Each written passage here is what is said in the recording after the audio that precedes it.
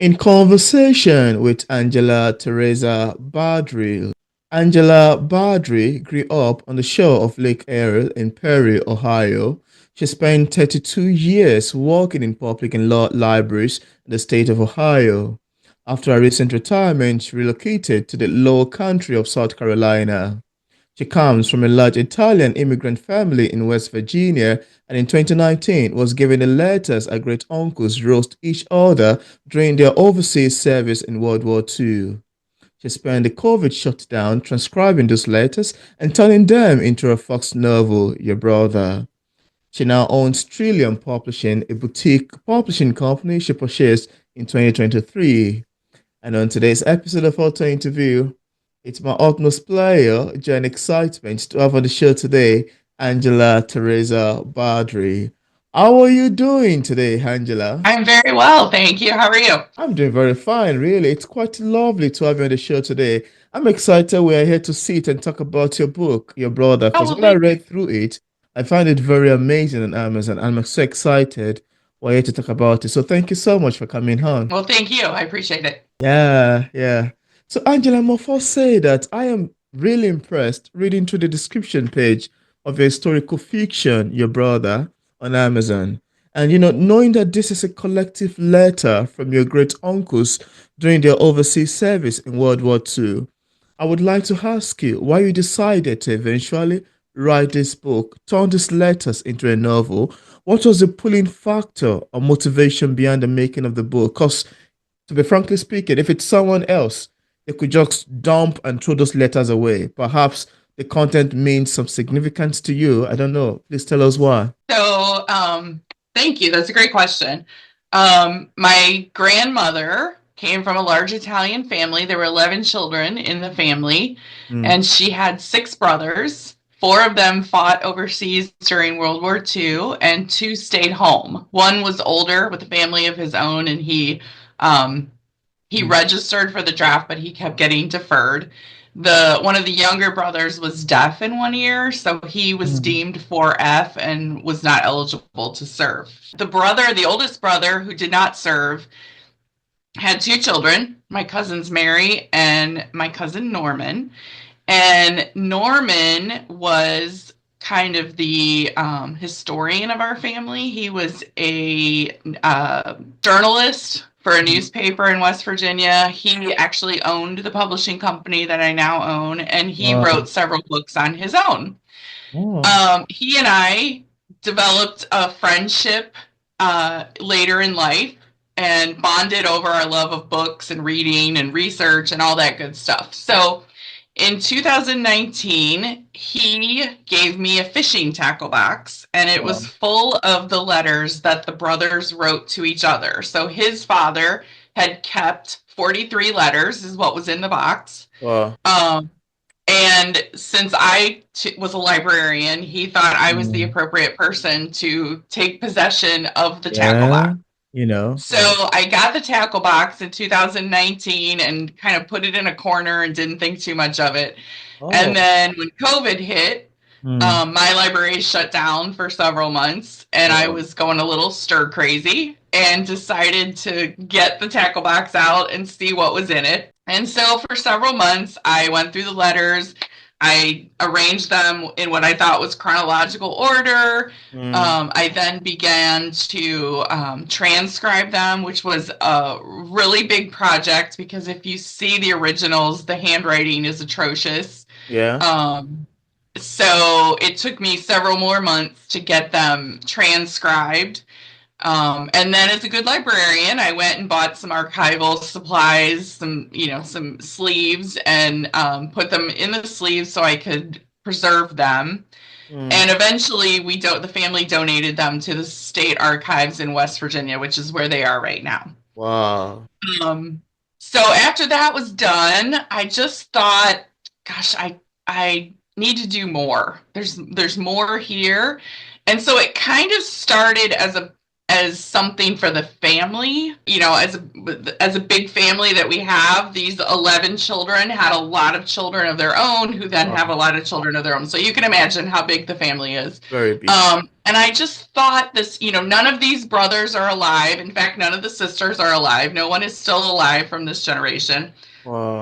And the next generation, we're starting to lose cousins. And I just thought, I need to share this with them. So the only way I thought to do that was to create it into a story, to use these letters and create it into a story.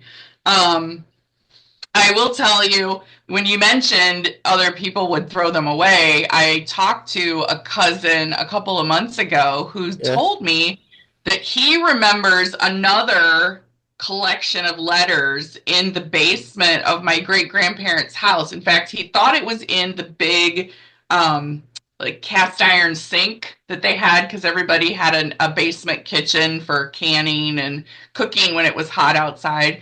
He remembers the sink being full of letters that the boys wrote to mom and dad that we don't know what happened to. So the Wow. letters that I got are the letters the boys wrote to each other. And my uncle Rocco, the oldest of the brothers, did keep those. And in fact, there are letters that he wrote to them. So they must have brought home the letters that he wrote to them, because those are in there as well. Wow. That's quite amazing, really. Yeah. Because while I first saw the book, I was quite intrigued, to be frankly speaking. And I think this is a very good thing you do because it's very beautiful. What you've just done, aside from being a novel that everybody can read, that you've written out to the world, it's also helped to preserve family history, family Exactly. archive, which is very amazing. I wish myself, sometimes I wish I could know the story of my great great grandfather, what they do during their time, who they Yeah. were, what the occupation is, where they lived, the kind of life they lived. I so much Right. desire and I wish and I hoped that I can have not much more do my father know, not much more do my mother. They only know a few stories about that of theirs to like I only know from my mother and my father. I don't know about my great great grandfather. And sometimes I just feel Right. like I really wish I could, hear the story of who this person is. What significant what did he play during his own time? What happened to him? How did he die? How did they meet? How many children do they have? Where did it's a very beautiful thing, very Yeah. commendable, and I need to say that you've done a very great job, really. But Oh, frankly, thank you. aside from being a novel, I much love the fact that it helps to preserve family history, and to know that there are some letters elsewhere that somebody has discovered that did not make into the novel. Also, it's a sign that there are some letters that that wasn't entirely captured. That's such a Right. big one. Yeah. And you know, that's so popular right now with TV shows like Yeah, Finding Your Roots and everybody being on Ancestry. documentaries too. It's such a popular thing that's happening throughout the world. So, and I I wish, like you said, you know, I did know these guys. I was, you know, a child when I knew them. So I didn't spend a lot of time with them. I'm sure they really were like, didn't want anything to do with me. mm, But I did know them. I wish, as we all do, that I had had the ability to ask them questions, or even have my grandmother, you know, ask her, tell me about growing up, tell me about what it was like living in the coal yeah. mining town, and tell me about your brothers. But of course, as a child, you don't do that. Honestly speaking, it's a very lovely one. Like sometimes I think about it's a very beautiful one. Sometimes I wish I could have a book or story of that nature written by perhaps my father or my grandfather.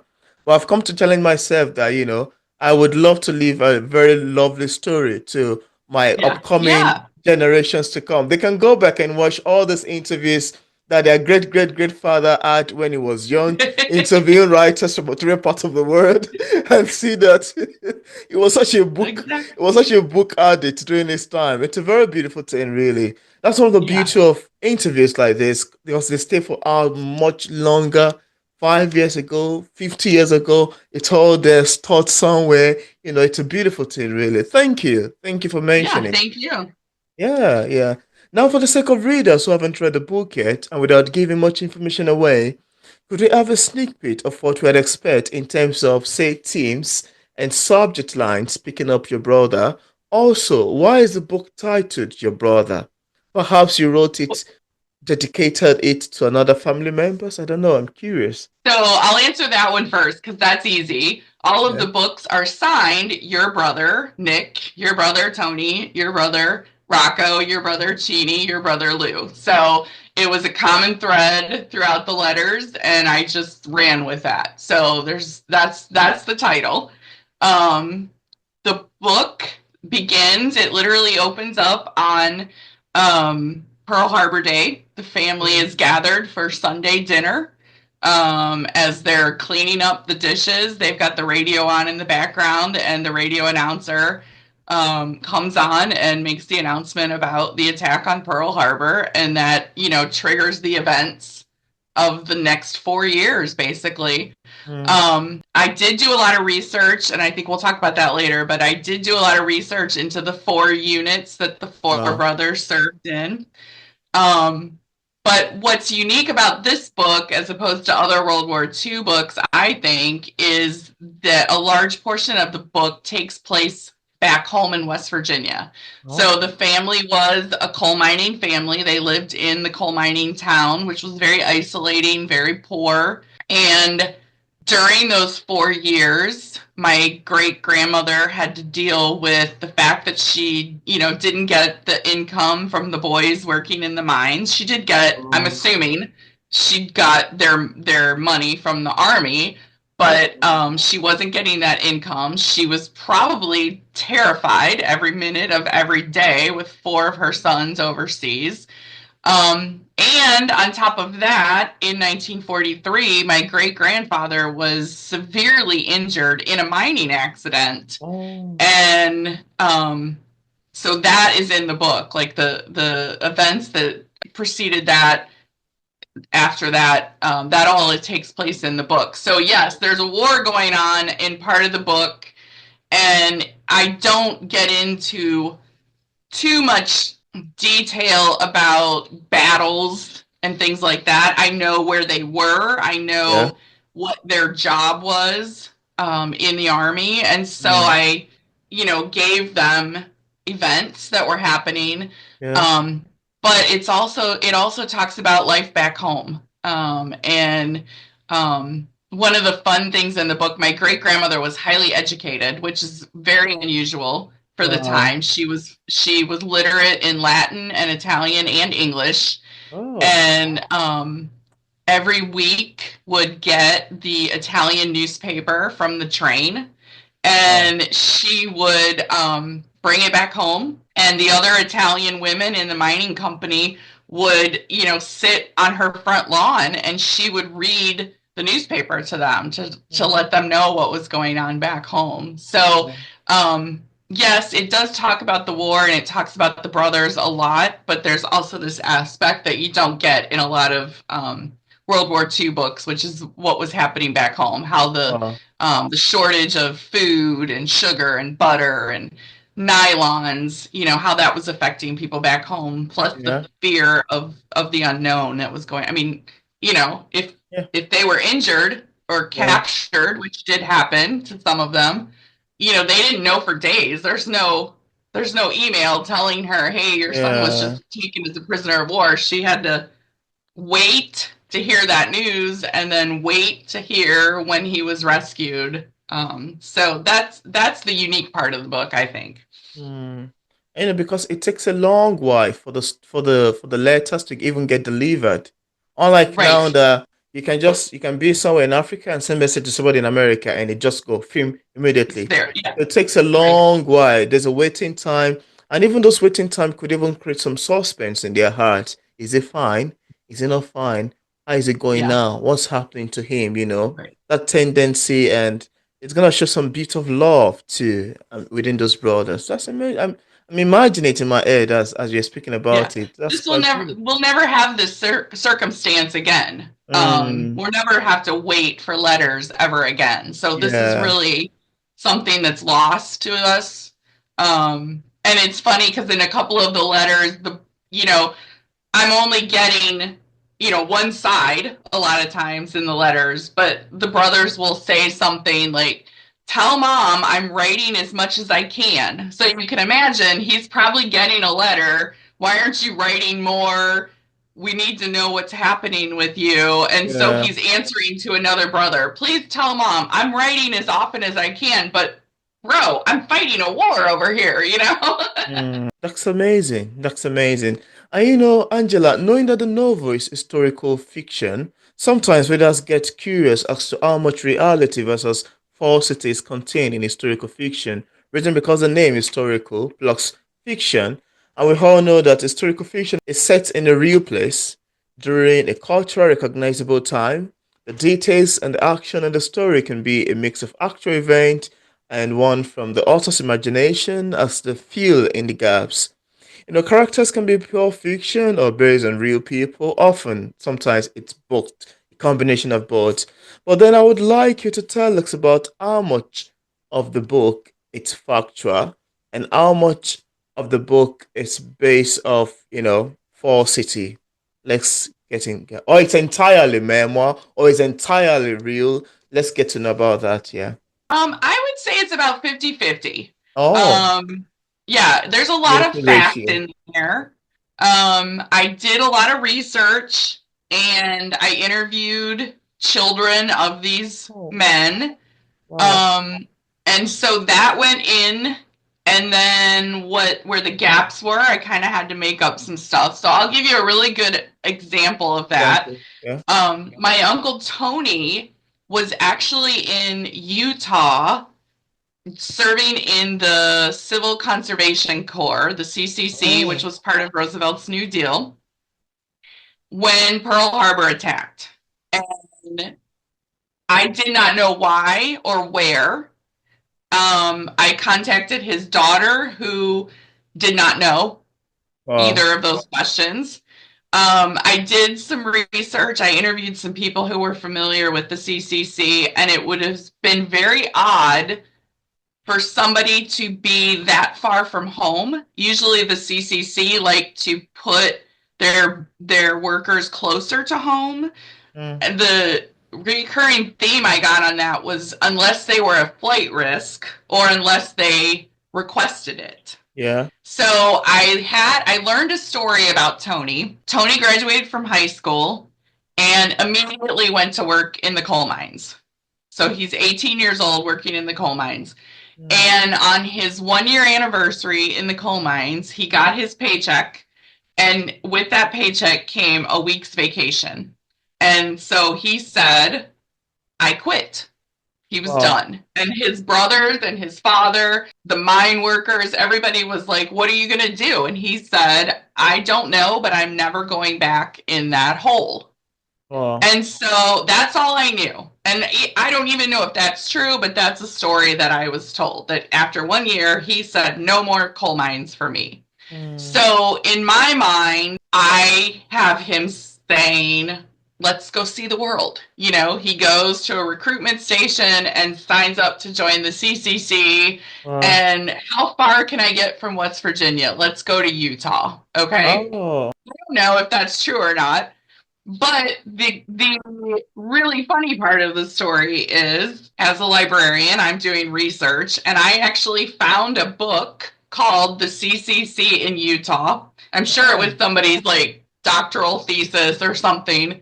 And I was able to have the book interlibrary loaned to my library, where I wow. looked at it and skimmed it. I didn't read the whole thing, but I found a camp that I thought would be fun to write about, and that's where I Mm, put him. oh, And wow. so the whole story kind of evolves around that.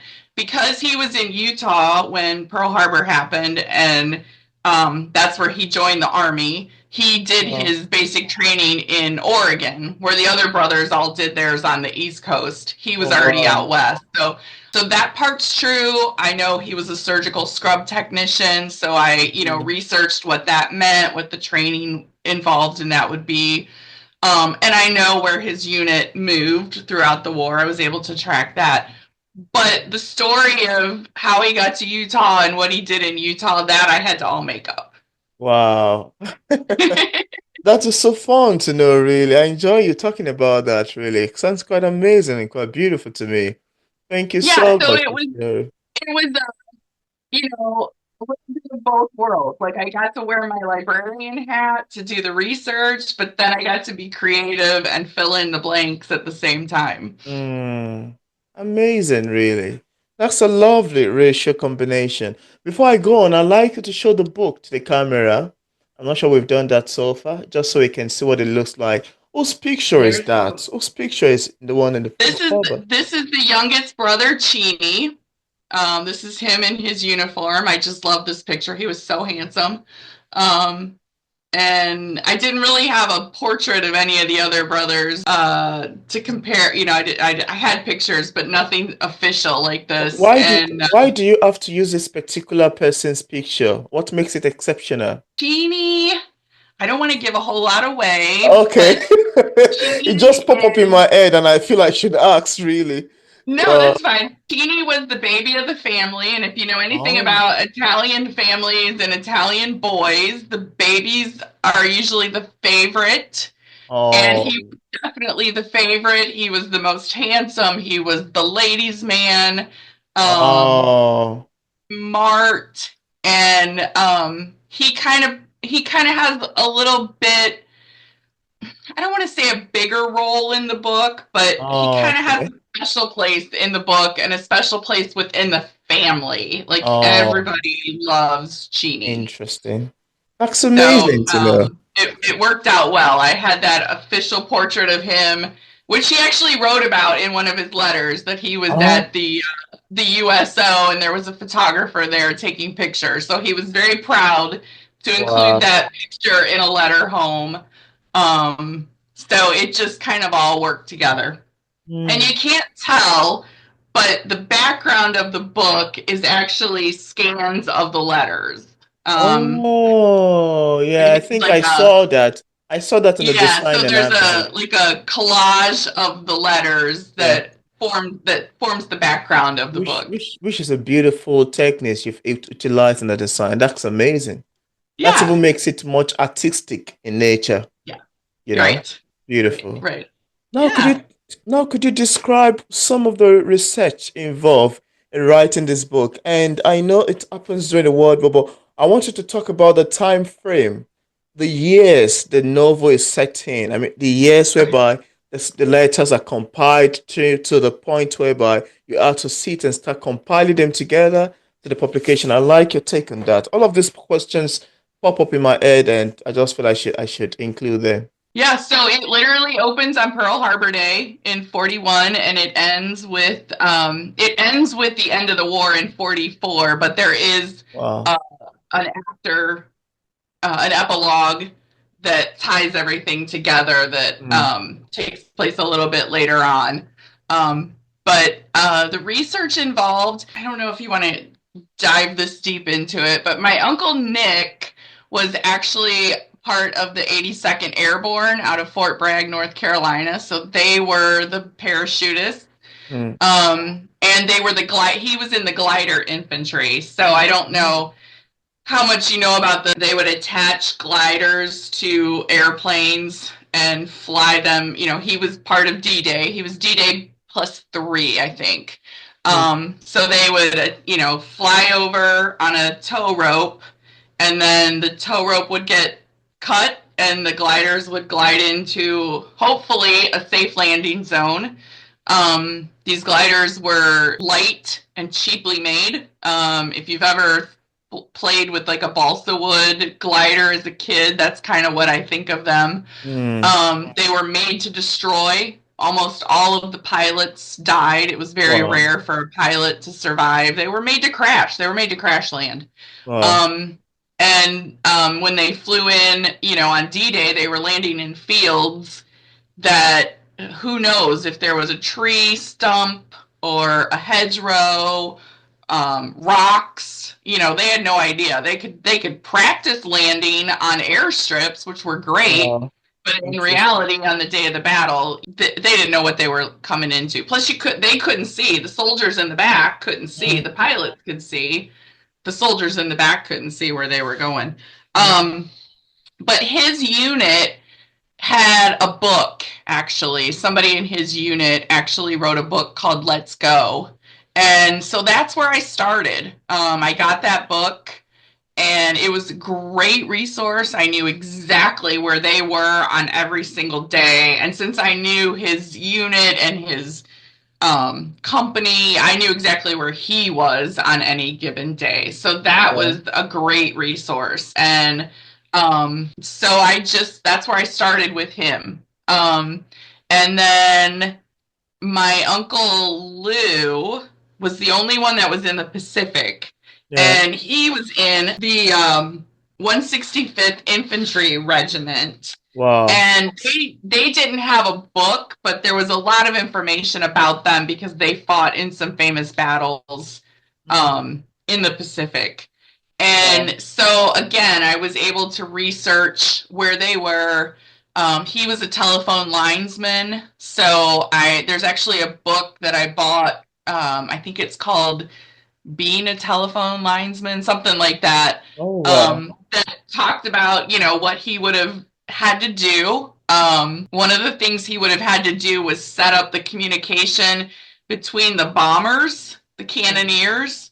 So ideally, they would look for a high elevation house or headquarters, something higher in elevation where they could see. Mm. And he could spot the target, and he would radio the coordinates to that target to the lead cannoneer, and they would send a signal bomb there, and he would watch with binoculars. And if it hit the target, then he would give the okay to the other cannoneers. And if not, he would adjust the coordinates and send those back to the lead cannoneer, and they'd start the process all over again. Wow. The other thing they would have to do is overnight, they would have to crawl and lay telephone wire to the next day's objective, which is extremely dangerous. Wow. He probably had the most difficult time in the war of all the brothers, Wow. him and Nick. Oh, wow. So yeah, so there's just a lot of research involved in what they did. The two other brothers, Cheney and Tony, were both medics. Tony Oh. was a surgical scrub technician, which is basically a operating room nurse today. So Oh. he was there to assist the surgeons in the operating room. And Cheney was a medic. He followed the front line. He went into Europe right around D-Day, and his unit followed the front line all the way into Germany. So the two of them weren't actually in immediate harm's way. I mean, it wasn't great, but they weren't fighting battles like the other two. Mm. So the writing process was probably tougher than I needed it to be, because what I did was I wrote each brother's story individually. I took Oh. I I pulled their letters out and use them kind of as a roadmap. And so Wow. I would write chapters around each letter based on where they were at that time, and wrote each story individually. And then I had to go back and put everything together and write the stories of what is happening at home, Mm. add those in there, and then transition chapters to pull Wow. everything together. So uh, I don't think it was the ideal writing situation, but that's how it came about. Well, that's actually quite beautiful, really. From your response, I've seen you've got quite a lot of research involved in the book. That's a trunklet of it, really. Quite beautiful. So thank you for sharing. Now, I wanted to ask you, how has the book been received so far from readers, but most especially from your family members? I think my family members love it. Wow. They're probably my biggest buyers, which is great. I everybody needs to like it, but then again, is anybody gonna tell me to my face they don't like it? I don't know. Mm. I'll share one thing with you, which was difficult with feedback and in the writing process. So the Yeah. letters they're difficult to read. The handwriting is bad. These guys weren't the most educated. I hate to say that, but they Wow. weren't. So there's a lot of grammar mistakes, a lot of spelling mistakes. Hmm. And when I started the process, it was very important to me to keep them authentic. Like, I really wanted to stay true to these guys and their voice. And so I put the letters in completely as written. And early readers found it very difficult and very distracting because Wow. they are hard to read. So I had to make a really hard choice and edit the letters a little bit to make them more readable. So I Hmm. fixed spelling errors, I added commas and correct punctuation where I Yeah. needed to. Yeah. I don't think I changed the essence of the letters. I think they're still very true to what the brothers are trying to say. Amazing. But that was something that was disappointing to me personally and very hard to make the decision to do Wow. because I really did want to stay true to their voice. And I think I did in the end. I just had to clean them up a little bit. Yeah, that's Yeah. amazing, really. Yeah. I bet you I'll be excited to even see what my great great grandfather writing looks like on the paper. Sure. I would Yeah. sometimes when I go through my old notes, the one I use in say primary one or primary two or primary three, I always feel excited to say, oh wow, so this is how I write back then. Interesting. Then I just go, it gives me this sort of beautiful satisfaction and love and admiration. I'll just go and flip to the pages and admire it and smile and laugh and say, oh, wow, that's quite beautiful. I bet you I will be very excited to see how my grandfather or my great great grandparent write. I would love to see their writing, even if it's not correct, even if it's not Handwriting. the best of English, even if the punctuation is bad, even if they add grammar errors, I would be excited to read it. Right. I don't know. There's this joy that come off it, really. The handwriting is gorgeous. It's messy, but it's gorgeous.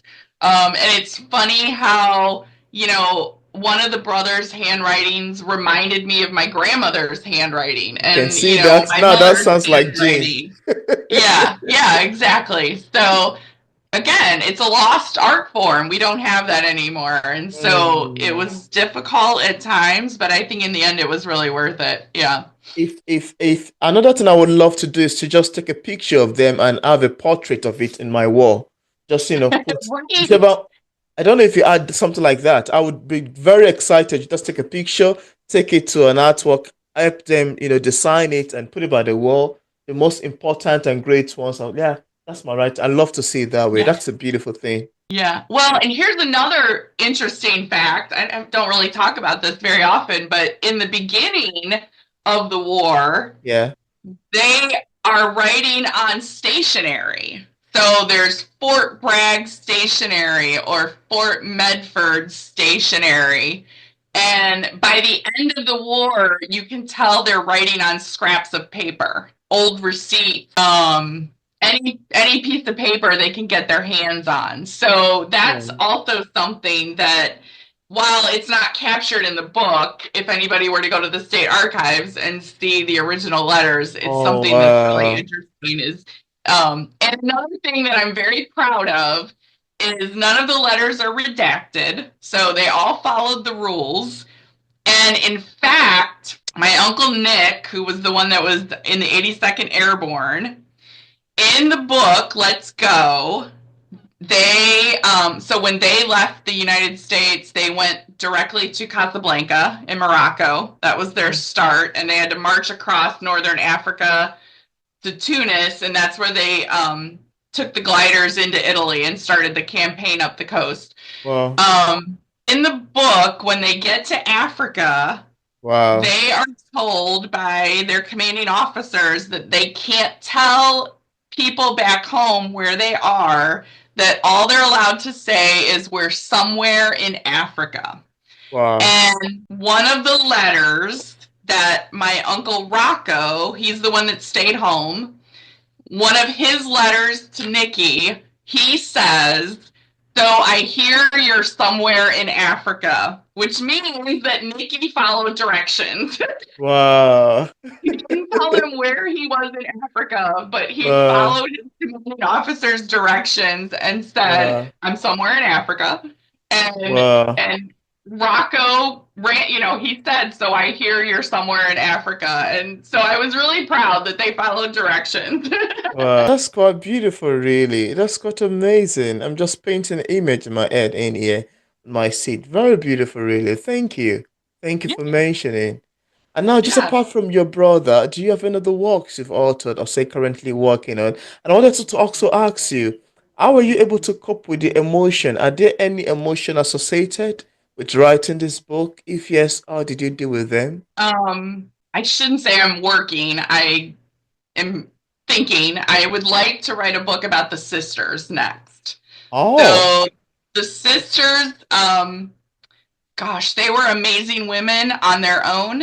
wow, Um, my Aunt Nellie and Aunt Laurie actually started one of the first women's softball leagues in the country, in the state of West Virginia, from what I understand. And they, I think, somewhere in the 1930s, they won like the state championship. They beat wow, Ohio and Kentucky, and they wow. went to St. Louis for a national championship. They're And my uncle legends. Nicky was their coach.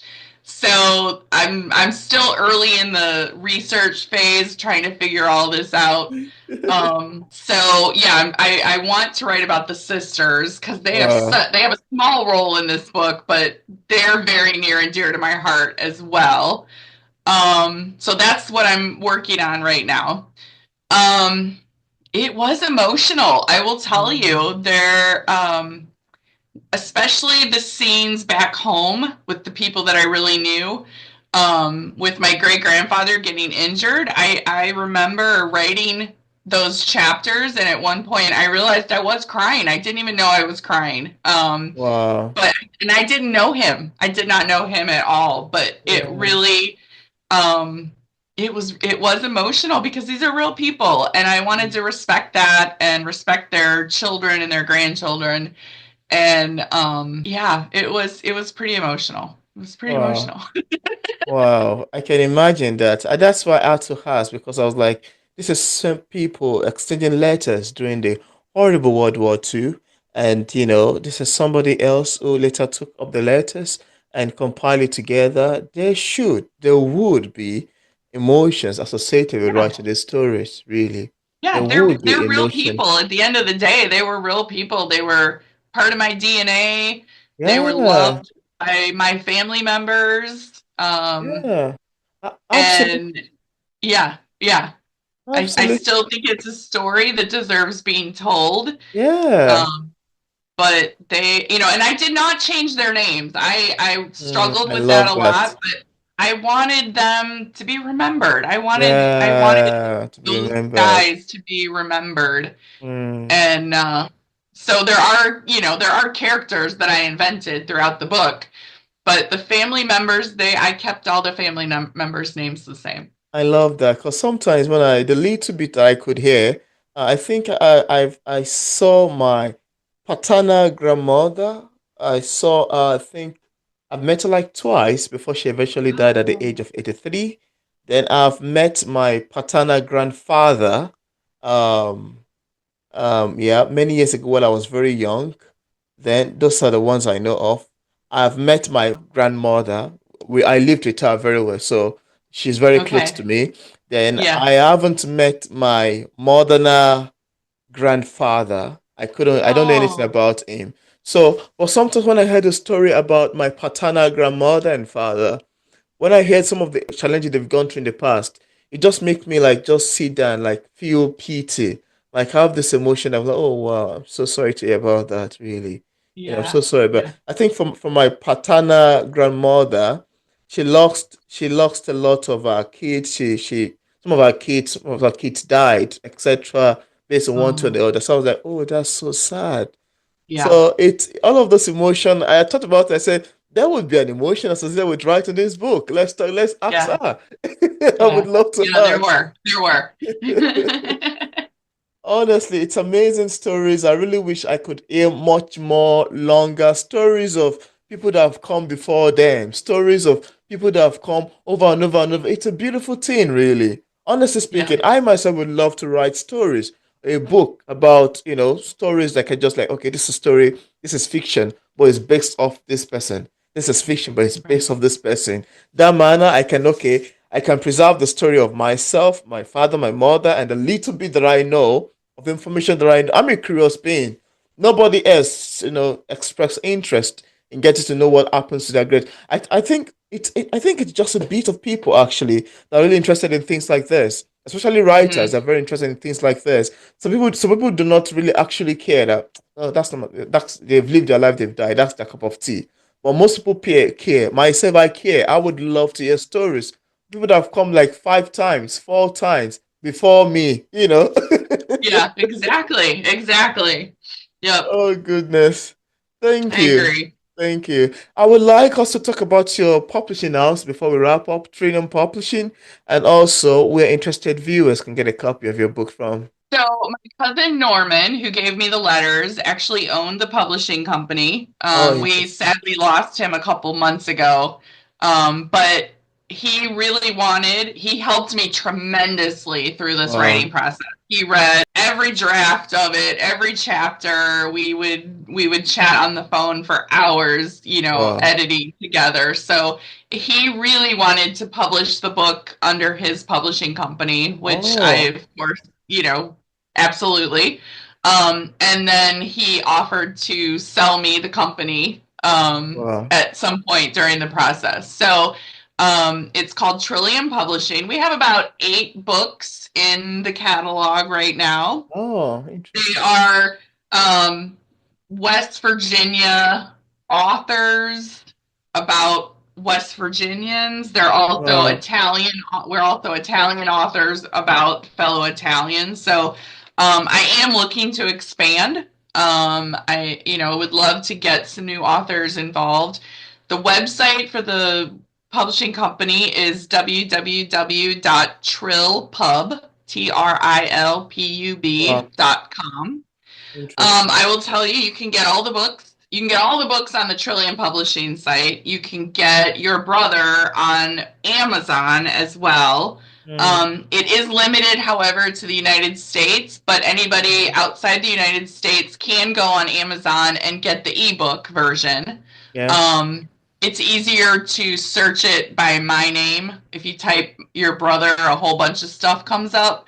But if you Okay. type Angela Baldree, it goes right to the book. Yeah. So that's the easiest way to get a copy. If you are in the States, you can get it directly from Trillium Publishing or you can get it from Amazon, either way. Yeah, that's amazing. And I left a link in the description part of this interview where interested viewers can get a copy of Angela Baldree, your brother, directly from Amazon, from Barnes& and Nobles, from our website, from the Trillium Publishing site as well, and also another platform.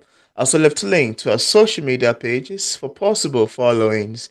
So thank you so much, Angela, Thank for you. accepting the invitation to be featured on P English Literature. I must say that this is very wholesome, very amazing, mind blowing. I can relate to it. I love the storyline. I love the story encapsulated in your brothers. The conversation is so beautiful.